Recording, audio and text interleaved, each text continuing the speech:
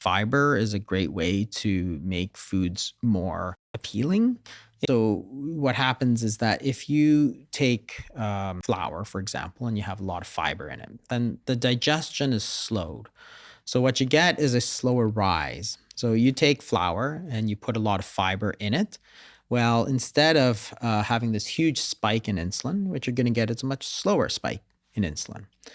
When you have the huge spike in insulin, basically overloads your system and it makes you feel, gives you this big hit. Sort of like if you have like cocaine, for example, it's turned into a very fine powder, then you snort it, so you get this massive sort of spike.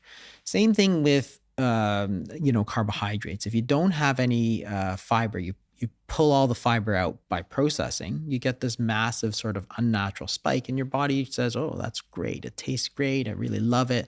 And you get people who are sort of addicted to it because that big spike is then going to release dopamine, and dopamine is a pleasure hormone. So you eat, cookies or whatever, highly processed foods, you get this sort of pleasurable response. And that makes you crave it. If you have a lot of fiber, it acts almost sort of like an antidote to that carbohydrate because you're slowing down that release. What foods are high in fiber?